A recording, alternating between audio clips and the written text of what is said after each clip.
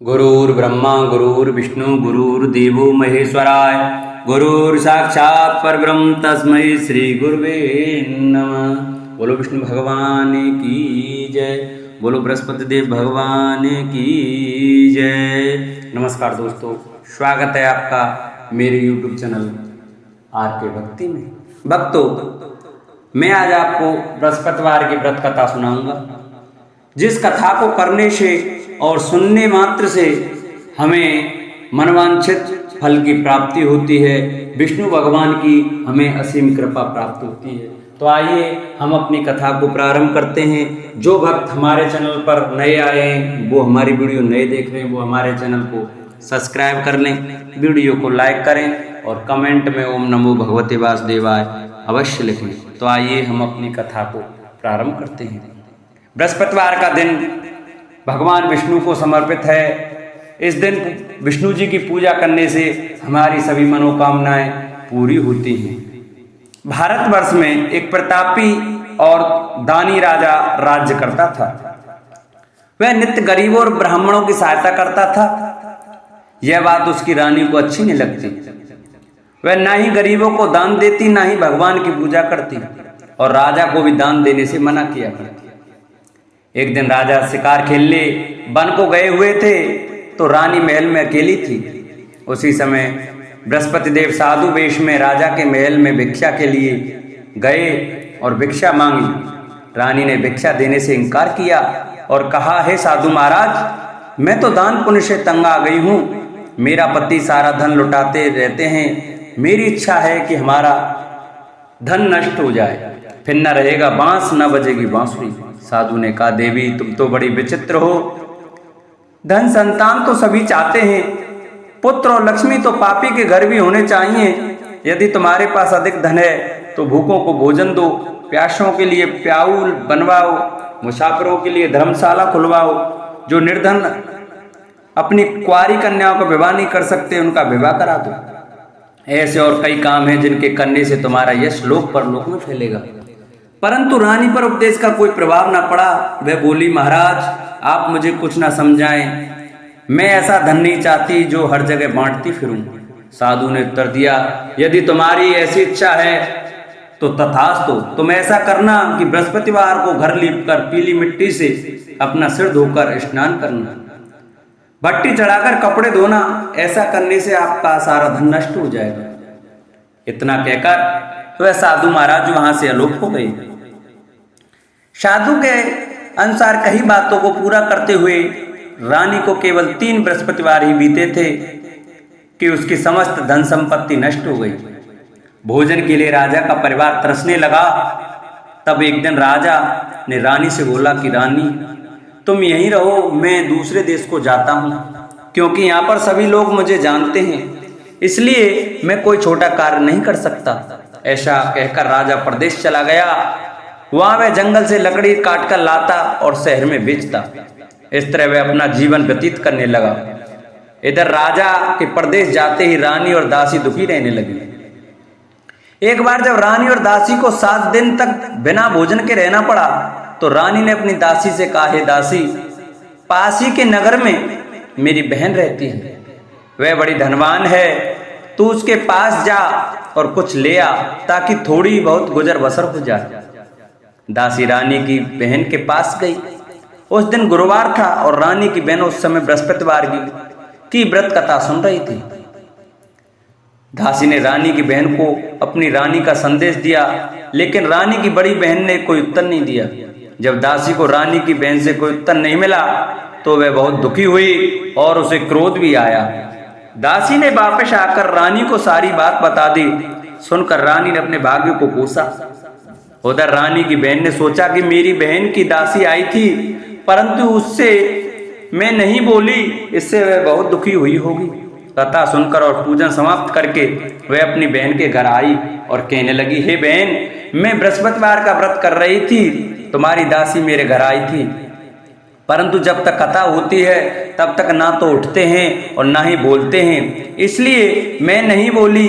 कहो दासी क्यों गई थी? रानी बोली, बहन तुमसे क्या छिपाऊं, हमारे घर में खाने तक को अनाज नहीं था। ऐसा कहते कहते रानी की आंखें भर आईं उसने दासी समेत पिछले 7 दिनों से भूखे रहने तक की बात अपनी बहन को विस्तार पूर्वक सुना दी। रानी की बहन बोली, देखो बहन, भगवान बृहस्पति देव सबकी मनोकामना को पूर्ण करते हैं। देखो शायद तुम्हारे घर में अनाज रखा हो। पहले तो रानी को विश्वास नहीं हुआ। वह बहन के आग्रह पर उसने अपनी दासी को अंदर भेजा तो उसे सचमुच अनाज से भरा एक घड़ा मिला। यह देखकर दासी की हैरानी हुई। दासी रानी से कहने लगी, हे रानी, जब हमको भोजन नहीं मिलता तो हम व्रत ही तो करते हैं, इसलिए क्यों ना इनसे व्रत और कथा की विधि पूछ ली जाए ताकि हम भी व्रत कर सकें। तब रानी ने अपनी बहन से बृहस्पतिवार व्रत के बारे में पूछा। उसकी बहन ने बताया, बृहस्पतिवार के व्रत में चने की दाल और मुनक्का से विष्णु भगवान का केले की जड़ में पूजन करें तथा दीपक जलाएं, व्रत कथा सुने और पीला भोजन ही करें। इससे बृहस्पति देव प्रसन्न होते हैं। व्रत और पूजन विधि बताकर रानी की बहन अपने घर को लौट गई। 7 दिन के बाद जब गुरुवार आया तो रानी और दासी ने व्रत रखा। गुड़साल में जाकर चना और गुड़ ले आई, फिर उससे केले की जड़ तथा विष्णु भगवान का पूजन किया। अब पीला भोजन कहाँ से आए, इस बात को लेकर दोनों बहुत दुखी थी। चूंकि उन्होंने व्रत रखा था इसलिए बृहस्पति देव उनसे प्रसन्न थे, इसलिए वे एक साधारण व्यक्ति का रूप धारण कर 2 थालों में सुंदर पीला भोजन दासी को दे गए। भोजन पाकर दासी बहुत प्रसन्न हुई। फिर रानी के साथ मिलकर भोजन ग्रहण किया। उसके बाद वे सभी गुरुवार को व्रत और पूजन करने लगी। बृहस्पति भगवान की कृपा से उनके पास फिर से धन संपत्ति आ गई, परंतु रानी फिर से पहले की तरह आलस्य करने लगी। तब दासी बोली, देखो रानी, तुम पहले इस प्रकार आलस्य करती थी, तुम्हें धन रखने में कष्ट होता था, इस प्रकार सभी धन नष्ट हो गया और जब भगवान बृहस्पति की कृपा से धन मिला है तो तुम्हें फिर से आलस्य होता है। रानी को समझाते हुए दासी कहती है कि बड़ी मुसीबतों के बाद हमने यह धन पाया है, इसलिए हमें दान पुण्य करना चाहिए, भूखे मनुष्यों को भोजन कराना चाहिए और धन को शुभ कार्यों में खर्च करना चाहिए, जिससे तुम्हारे कुल का यश बढ़ेगा, स्वर्ग की प्राप्ति होगी और पितृ प्रसन्न होंगे। दासी की बात मानकर रानी अपना धन शुभ कार्यों में खर्च करने लगी, जिससे पूरे नगर में उसका यश फैलने लगा। बृहस्पतिवार व्रत कथा के बाद श्रद्धा के साथ आरती की जानी चाहिए। इसके बाद प्रसाद बांटकर उसे ग्रहण करना चाहिए। एक दिन राजा दुखी होकर जंगल में एक पेड़ के नीचे आसन जमा कर बैठ गया। वह अपनी दशा को याद करके व्याकुल होने लगा। बृहस्पतिवार का दिन था। एकाएक उसने देखा कि निर्जन वन में एक साधु प्रकट हुए। वह साधु वेश में स्वयं बृहस्पति देवता थे। लकड़हारे के सामने आकर बोले, हे लकड़हारे, इस सुनसान जंगल में तू चिंता मग्न क्यों बैठा है? लकड़हारे ने दोनों हाथ जोड़कर प्रणाम किया और उत्तर दिया, महात्मा जी, आप सब कुछ जानते हैं, मैं क्या कहूँ? यह कहकर रोने लगा और साधु को अपनी आत्मकथा सुनाई। महात्मा जी ने कहा, तुम्हारी स्त्री ने बृहस्पति के दिन बृहस्पति भगवान का निरादर किया है, जिसके कारण रुष्ट होकर उन्होंने तुम्हारी यह दशा कर दी। अब तुम चिंता को दूर करके मेरे कहने पर चलो तो तुम्हारे सब कष्ट दूर हो जाएंगे और भगवान पहले से भी अधिक संपत्ति देंगे। तुम बृहस्पति के दिन कथा किया करो, 2 पैसे के चने मुनक्का लाकर उसका प्रसाद बनाओ और शुद्ध जल से लोटे में शक्कर मिलाकर अमृत तैयार करो। कथा के पश्चात अपने सारे परिवार और सुनने वाले प्रेमियों में अमृत व प्रसाद बांटकर आप भी ग्रहण करो। ऐसा करने से भगवान तुम्हारी सब मनोकामनाएं पूरी करेंगे। साधु के ऐसे वचन सुनकर लकड़हारा बोला, हे प्रभु, मुझे लकड़ी बेचकर इतना पैसा नहीं मिलता जिससे भोजन के उपरांत कुछ बचा सकूं। मैंने रात्रि में अपनी स्त्री को व्याकुल देखा है, मेरे पास कुछ भी नहीं है जिससे मैं उसकी खबर मंगा सकूं। साधु ने कहा, हे लकड़हारे, तुम किसी बात की चिंता मत करो। बृहस्पति के दिन तुम रोजाना की तरह लकड़ियां लेकर शहर को जाओ, तुम्हारा रोज से दुगना धन प्राप्त होगा, जिससे तुम भली भांति भोजन कर लोगे तथा बृहस्पति देव की पूजा का सामान भी आ जाएगा। इतना कहकर साधु अंतर्ध्यान हो गए। धीरे धीरे समय व्यतीत होने पर फिर वही बृहस्पतिवार का दिन आया। लकड़हारा जंगल से लकड़ी काटकर किसी शहर में बेचने गया। उसे उस दिन और दिन से अधिक पैसा मिला। राजा ने चना गुड़ आदि लाकर गुरुवार का व्रत किया। उस दिन से उसके सभी कलेश दूर हुए, परंतु जब दोबारा गुरुवार का दिन आया तो बृहस्पतिवार का व्रत करना भूल गया। इस कारण बृहस्पति भगवान नाराज हो गए। उस दिन उस नगर के राजा ने विशाल यज्ञ का आयोजन किया था तथा शहर में यह घोषणा करा दी कि कोई भी मनुष्य अपने घर में भोजन ना बनावे, ना आग जलावे, समस्त जनता मेरे यहाँ भोजन करने आवे। इस आज्ञा को जो ना मानेगा उसे फांसी की सजा दी जाएगी। इसी तरह की घोषणा संपूर्ण नगर में करवा दी गई। राजा की आज्ञा अनुसार शहर के सभी लोग भोजन करने आए, लेकिन लकड़हारा कुछ देर से पहुंचा, इसलिए राजा उसको अपने साथ घर ले गए और ले जाकर भोजन करा ही रहे थे तो रानी की दृष्टि उस खूंटी पर पड़ी जिस पर उसका हार लटका हुआ था। वह वहां पर दिखाई नहीं दिया। रानी ने निश्चय किया कि मेरा हार इस मनुष्य ने चुरा लिया है। उसी समय सिपाहियों को बुलाकर उसको कारागार में डलवा दिया। जब लकड़हारा कारागार में पड़ गया और बहुत दुखी होकर विचार करने लगा कि न जाने कौन से पूर्व जन्म के कर्म से मुझे यह दुख प्राप्त हुआ है, और उसी साधु को याद करने लगा जो कि जंगल में मिला था। उसी समय तत्काल बृहस्पति देव साधु के रूप में प्रकट हुए और उसकी दशा को देखकर कहने लगे, अरे मूर्ख, तूने बृहस्पति देव की कथा नहीं सुनी करी, इस कारण तुझे दुख प्राप्त हुआ है। अब चिंता मत कर, बृहस्पतिवार के दिन कारागार के दरवाजे पर 4 पैसे पड़े मिलेंगे, उनसे तू बृहस्पति देव की पूजा करना, तेरे सभी कष्ट दूर हो जाएंगे। बृहस्पति के दिन उसे 4 पैसे मिले। लकड़हारे ने कहा, कहीं उसी रात्रि को बृहस्पति देव ने उस नगर के राजा को स्वप्न में कहा, हे राजा, तुमने जिस आदमी को कारागार में बंद कर दिया है वह निर्दोष है, वह राजा है, उसे छोड़ देना।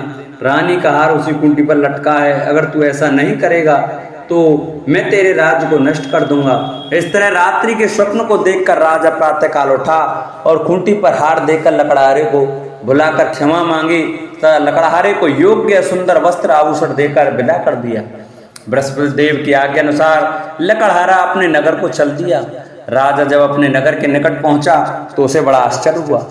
नगर में पहले से अधिक बाग, तालाब, कुएं तथा धर्मशाला, मंदिर आदि बन गए। राजा ने पूछा, यह किसका बाग और धर्मशाला है? तब नगर के सब लोग कहने लगे, ये सब रानी और बांदी के हैं। तो राजा को आश्चर्य हुआ और गुस्सा भी आया। जब रानी ने यह खबर सुनी कि राजा आ रहे हैं तो उन्होंने बांदी से कहा कि दासी, देख, राजा हमको कितनी बुरी हालत में छोड़ के गए थे, हमारी ऐसी हालत देखकर वह लौट ना जाएं, इसलिए तू दरवाजे पर खड़ी हो जा। आज्ञा अनुसार दासी दरवाजे पर खड़ी हो गई। राजा आए तो उन्हें अपने साथ लेवा लाई। तब राजा ने क्रोध करके अपनी रानी से पूछा कि यह धन तुमने कैसे प्राप्त किया? तब उन्होंने कहा, हमें यह सब धन बृहस्पति देव के इस व्रत के प्रभाव से प्राप्त हुआ है। राजा ने निश्चय किया कि 7 रोज बाद तो सभी बृहस्पति देव का पूजन करते हैं, परंतु मैं प्रतिदिन दिन में 3 बार कहानी तथा रोज व्रत किया करूंगा। अब हर समय राजा के दुपट्टे में चने की दाल बंधी रहती तथा दिन में 3 बार कहानी कहता। एक रोज राजा ने विचार किया कि चलो अपनी बहन के यहाँ हुआ मैं। इस तरह निश्चय कर राजा घोड़े पर सवार हो अपनी बहन के यहाँ चलने लगा। मार्ग में उसने देखा कि कुछ आदमी एक मुर्दे को लिए जा रहे हैं। उन्हें रोककर राजा ने कहा, अरे भाइयों, मेरी बृहस्पति देव की कथा सुन लो। वे बोले, लो, हमारा तो आदमी मर गया है, इसको अपनी कथा की पड़ी है। परंतु कुछ आदमी बोले, अच्छा कहो, हम तुम्हारी कथा भी सुनेंगे। राजा ने दाल निकाली और जब कथा आदि हुई कि मुर्दा हिलने लग गया, और जब कथा समाप्त हो गई तो राम राम कह के मनुष्य उठकर खड़ा हो गया। आगे मार्ग में उसे एक किसान खेत में हल चलाता मिला। राजा ने उसे देख और उससे बोला, अरे भैया, तुम मेरी बृहस्पतिवार की कथा सुन लो। किसान बोला, जब तक मैं तेरी कथा सुनूंगा तब तक 4 हरैया जोत लूंगा, जा अपनी कथा किसी और को सुनाना। इस तरह राजा आगे चलने लगा। राजा के हटते ही बैल पछाड़ खाकर गिर गए तथा किसान के पेट में बड़ी जोर का दर्द होने लगा। उस समय उसकी माँ रोटी लेकर आई। उसने जब यह देखा तो अपने पुत्र से सब हाल पूछा और बेटे ने सभी हाल कह दिया। तो बुढ़िया दौड़ी दौड़ी उस घुड़सवार के पास गई और उससे बोली कि मैं तेरी कथा सुनूंगी, तू अपनी कथा मेरे खेत पर चलकर ही कहना। राजा ने बुढ़िया के खेत पर जाकर कथा कही, जिसके सुनते ही वे बैल उठ खड़े हुए तथा किसान के पेट का दर्द भी बंद हो गया। राजा अपनी बहन के घर पहुंचा। बहन ने भाई की खूब मेहमानी की। दूसरे रोज प्रातःकाल राजा जागा तो वह देखने लगा कि सब लोग भोजन कर रहे हैं। राजा ने अपनी बहन से कहा, ऐसा कोई मनुष्य है जिसने भोजन नहीं किया हो? मेरी बृहस्पतिवार की कथा सुन ले। बहन बोली, हे भैया, यह देश ऐसा ही है कि पहले यहाँ लोग भोजन करते हैं, बाद में अन्य काम करते हैं। अगर कोई पड़ोस में हो तो देखाऊं। वह ऐसा कहकर देखने चली गई, परंतु उसे कोई व्यक्ति नहीं मिला जिसने भोजन ना किया हो। अतः वह एक कुम्हार के घर गई जिसका लड़का बीमार था। उसे मालूम हुआ कि उसके यहाँ 3 रोज से किसी ने भोजन नहीं किया है। रानी ने अपने भाई की कथा सुनने के लिए कुम्हार से कहा। वह तैयार हो गया। राजा ने जाकर बृहस्पतिवार की कथा कही, जिसको सुनकर उसका लड़का ठीक हो गया। अब तो राजा की प्रशंसा होने लगी। एक रोज राजा ने अपनी बहन से कहा कि हे बहन, हम अपने घर को जाएंगे, तुम भी तैयार हो जाओ। राजा की बहन ने अपनी सास से कहा। सास ने कहा, चली जा, परंतु अपने लड़के को मत ले जाना, क्योंकि तेरे भाई के कोई औलाद नहीं है।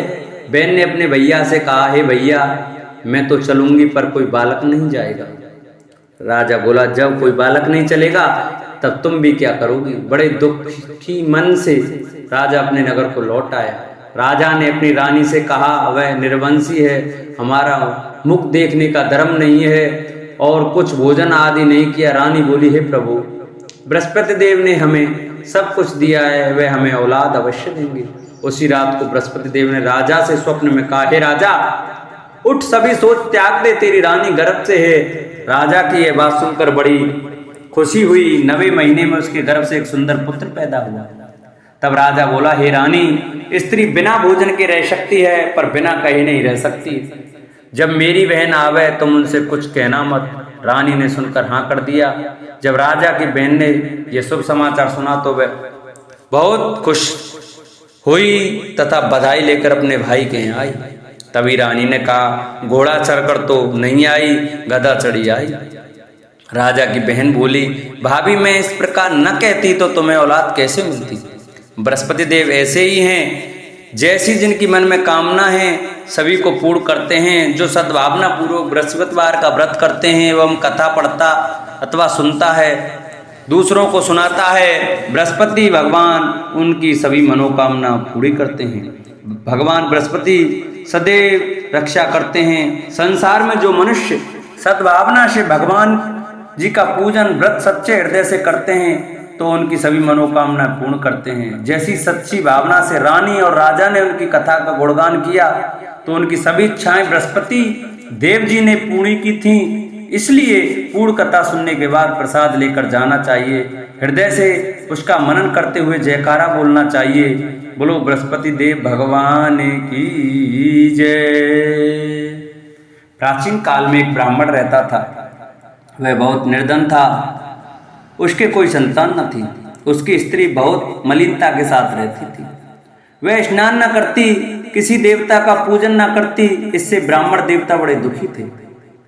बेचारे बहुत कुछ कहते थे, किंतु उसका कुछ परिणाम न निकला।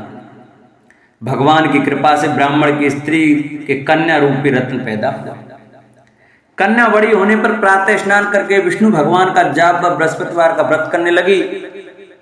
अपने पूजन पाठ को समाप्त करके विद्यालय जाती तो अपनी मुट्ठी में जौ भर के ले जाती और पाठशाला के मार्ग में डालती जाती।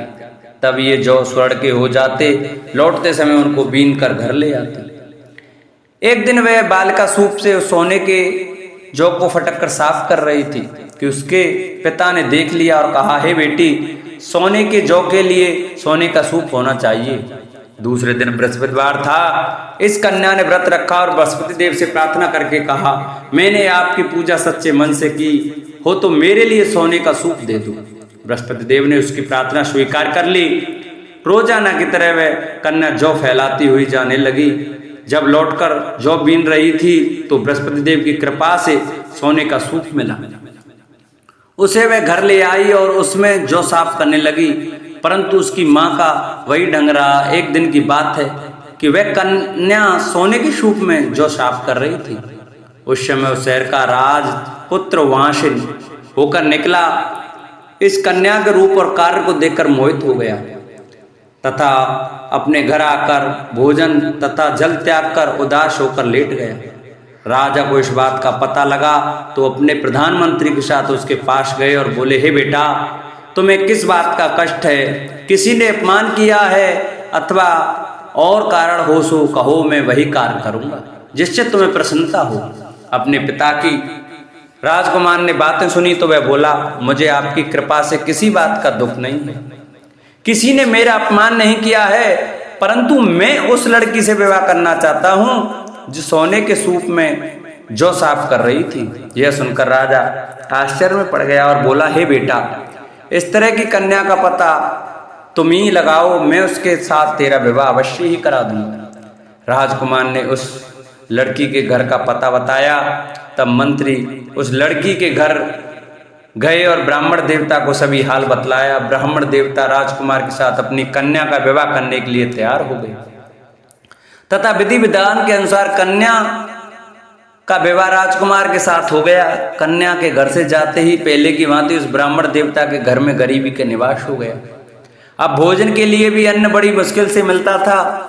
एक दिन दुखी होकर ब्राह्मण देवता अपनी पुत्री के पास गए। बेटी ने पिता की दुखी अवस्था को देखा और अपनी माँ का हाल पूछा। तब ब्राह्मण ने सभी हाल कहा। कन्या ने बहुत सा धन देकर अपने पिता को विदा कर दिया। इस तरह ब्राह्मण का कुछ समय सुखपूर्वक व्यतीत हुआ। कुछ दिन बाद फिर वही हाल हो गया। ब्राह्मण फिर अपनी कन्या के यहाँ गया और सारा हाल कहा तो लड़की बोली, हे पिताजी, आप माताजी को यहाँ लेवा लाओ, मैं उसे विधि बता दूंगी जिससे गरीबी दूर हो जाए।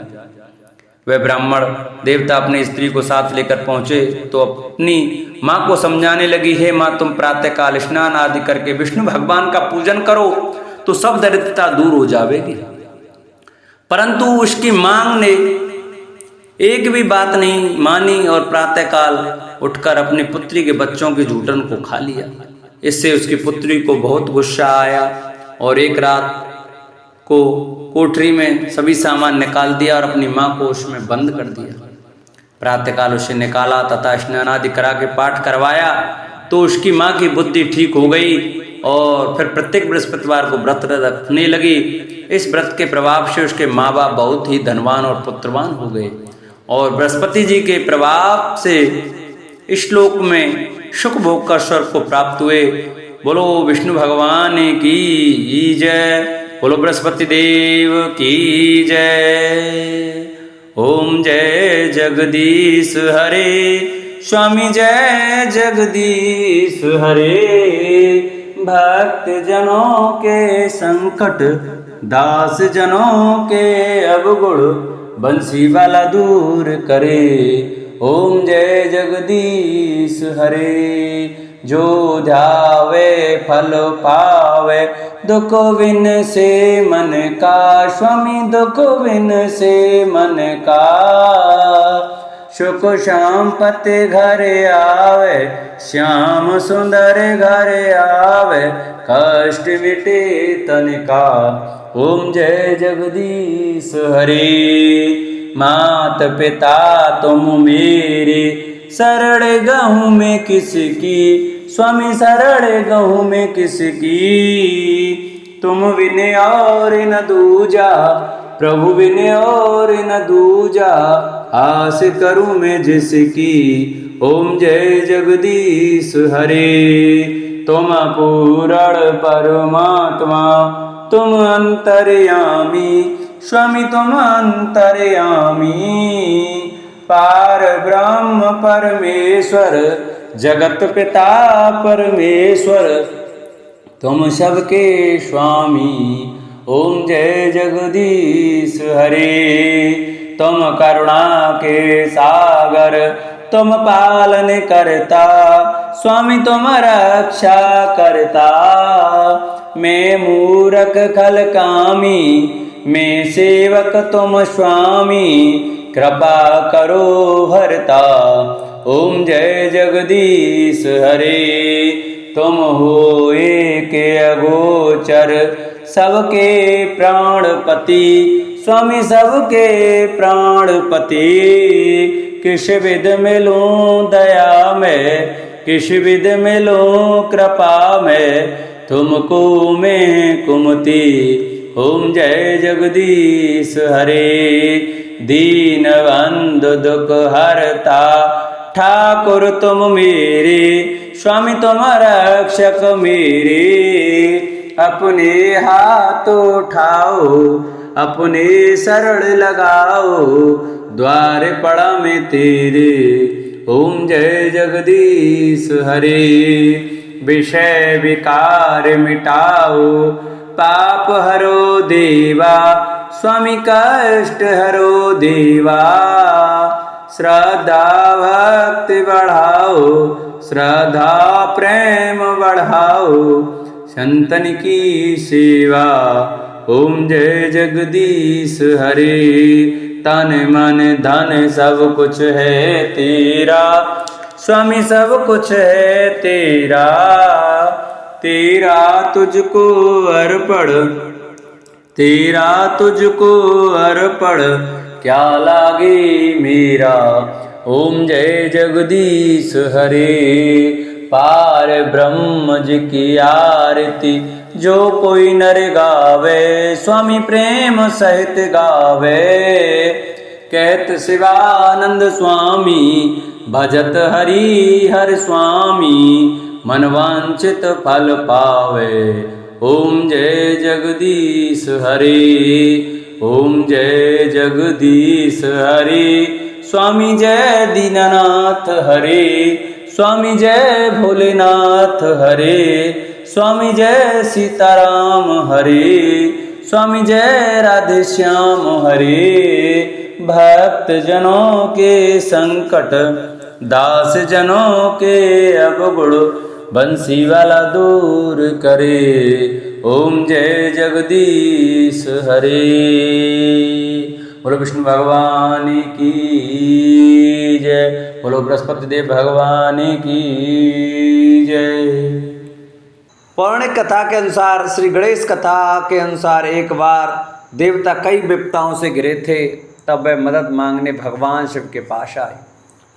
उस समय शिव के पास कार्तिकेय तथा गणेश जी बैठे थे। देवताओं की बात सुनकर शिव जी ने कार्तिकेय व गणेश से पूछा कि तुम में से कौन देवताओं के कष्टों का निवारण कर सकता है।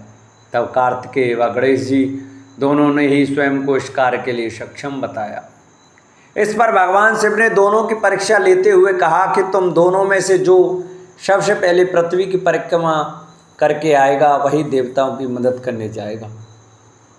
भगवान शिव के मुख से यह वचन सुनते ही कार्तिकेय अपने बानर पर बैठकर पृथ्वी की परिक्रमा के लिए निकल गए। परंतु गणेश जी सोच में पड़ गए कि वह चूहे के ऊपर चढ़कर सारी पृथ्वी की परिक्रमा करेंगे तो इस कार्य में उन्हें बहुत समय लग जाएगा। तभी उन्हें एक उपाय सूझा।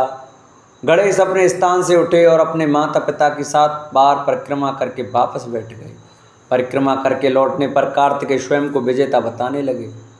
तब शिवजी ने श्री गणेश से पृथ्वी की परिक्रमा न करने का कारण पूछा।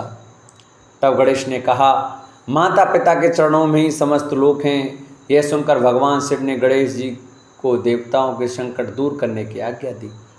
इस प्रकार भगवान शिव ने गणेश जी को आशीर्वाद दिया कि चतुर्थी के दिन जो तुम्हारा पूजन करेगा और रात्रि में चंद्रमा को अर्घ देगा, उसके तीनों ताप यानी दैहिक ताप, देविक ताप तथा भौतिक ताप दूर होंगे। इस व्रत को करने से व्रतधारी के सभी तरह के दुख दूर होंगे और उसे जीवन के भौतिक सुखों की प्राप्ति होगी। चारों तरफ से मनुष्य की सुख समृद्धि बढ़ेगी। पुत्र पौत्रादि धन ऐश्वर्य की कमी नहीं रहेगी। एक समय की बात है, राजा हरिश्चंद्र के राज्य में एक कुमार था। वह मिट्टी के बर्तन बनाता, लेकिन वे कच्चे रह जाते थे। एक पुजारी की सलाह पर उसने इस समस्या को दूर करने के लिए एक छोटे बालक को मिट्टी के बर्तनों के साथ आवा में डाल दिया। उस दिन संकष्टी चतुर्थी का दिन था। उस बच्चे की माँ अपने बेटे के लिए परेशान थी। उसने गणेश जी से बेटे की कुशलता की प्रार्थना की। दूसरे दिन जब कुमार ने सुबह उठकर देखा तो आवा में उसके बर्तन तो पक गए थे, लेकिन बच्चे का बाल बांका भी नहीं हुआ था। वह डर गया और राजा के दरबार में जाकर सारी घटना बताई। इसके बाद राजा ने उस बच्चे और उसकी माँ को बुलवाया तो माँ ने सभी तरह के विघ्न को दूर करने वाली संकष्टी चतुर्थी का वर्णन किया। इस घटना के बाद से महिलाएं संतान और परिवार के सौभाग्य के लिए संकट चौथ का व्रत करने लगी। एक समय की बात है कि विष्णु भगवान का विवाह लक्ष्मी जी के साथ निश्चित हो गया। विवाह की तैयारी होने लगी। सभी देवताओं को निमंत्रण भेजे गए, परंतु गणेश जी को निमंत्रण नहीं दिया। कारण जो भी रहा हो, अब भगवान विष्णु की बारात जाने का समय आ गया। सभी देवता अपनी पत्नियों के साथ विवाह समारोह में आए। उन सब ने देखा कि गणेश जी कहीं दिखाई नहीं दे रहे हैं। तब वे आपस में चर्चा करने लगे कि क्या गणेश जी को नहीं नौता या स्वयं गणेश जी ही नहीं आए हैं। सभी को इस बात पर आश्चर्य होने लगा। तभी सबने विचार किया कि विष्णु भगवान से ही इसका कारण पूछा जाए। विष्णु भगवान से पूछने पर उन्होंने कहा कि हमने गणेश जी के पिता भोलेनाथ महादेव को नौता भेजा है। यदि गणेश जी अपने पिता के साथ आना चाहते तो आ जाते, अलग से नौता देने की कोई आवश्यकता नहीं थी। दूसरी बात यह है कि उनको 1.25 मन मूंग, 1.25 मन चावल, 1.25 मन घी और 1.25 मन लड्डू का भोजन दिन भर में चाहिए। यदि गणेश जी नहीं आएंगे तो कोई बात नहीं, दूसरे के घर जाकर इतना सारा खाना पीना अच्छा भी नहीं लगता। इतनी वार्ता कर ही रहे थे कि किसी एक ने सुझाव दिया, यदि गणेश जी आ भी जाएं तो उनको द्वारपाल बनाकर बैठा देंगे कि आप घर की याद रखना। आप तो चूहे पर बैठकर धीरे धीरे चलोगे तो बारात से बहुत पीछे रह जाओगे। यह सुझाव भी सबको पसंद आ गया, तो विष्णु भगवान ने भी अपनी सहमति दे दी। होना क्या था कि इतने में गणेश जी वहाँ पहुँचे और उन्हें समझा बुझाकर घर की रखवाली करने बैठा दिया।